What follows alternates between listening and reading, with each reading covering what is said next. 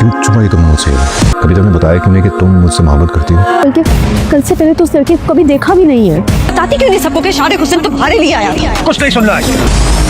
Please मेरा यकीन कर, मैं नहीं जानती उस लड़के को। शादी तो अनाजा से ही करूंगा, मगर मेरी और मीरा की सिर्फ दोस्ती है।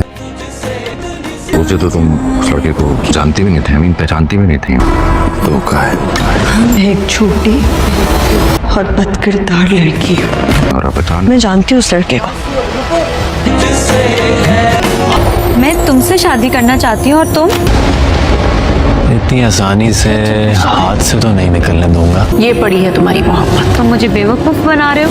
बेहतर होता कि इनकार की वजह तो मुझे पहले बता देते। मेरी सोने की चिड़िया है वो। वजह जान के क्या करेंगे? मेरा इनकार काफी नहीं? आज की कहानी में एक बहुत बड़ी साजिश होने वाली है जो मीरा की ज़िंदगी को मुकम्मल तौर पर तबाह करके रख देगी। कहानी का आगाज़ होता है जब मीरा की मां असफन का रिश्ता मिन्हा के साथ तय कर रही होती है। इसी दौरान असफन वहां पहुंच जाता है और सबके सामने एक चौंका देने वाला इंकशाफ करता है। वो कहता है कि इसकी और मीरा की सिर्फ दोस्ती है, लेकिन वो शादी अनायजा से करेगा। ये बात सुनकर सब लोग हैरान रह जाते हैं। दूसरी तरफ शीरी एक ख़तरनाक खेल खेलने का फैसला करता है।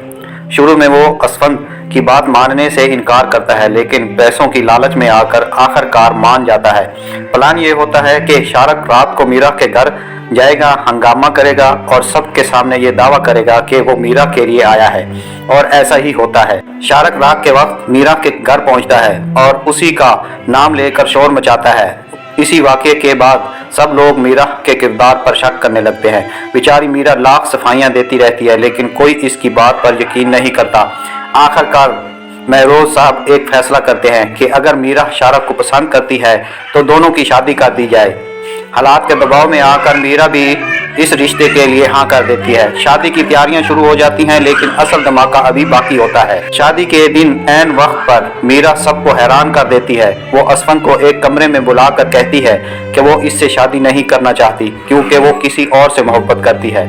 असफन वजह पूछने की कोशिश करता है, लेकिन मीरा कुछ नहीं बताती और फिर वो एक ऐसा कदम उठाती है जो सब कुछ बदल देता है। मीरा शारक के साथ घर से भाग जाती है और अपने बाप की इज्जत को खाक में मिला देती है। लेकिन कहानी यहाँ अभी ख़त्म नहीं होती।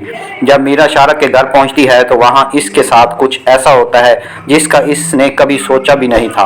शारक की माँ इसे दरवाजे से ही धक्के देकर निकाल देती है और कहती है कि वो ऐसी लड़की को कबूल नहीं कर सकती जो खाली हाथ आई हो। इसी लम्हे मीरा को अपनी सबसे बड़ी गलती का एहसास होता है।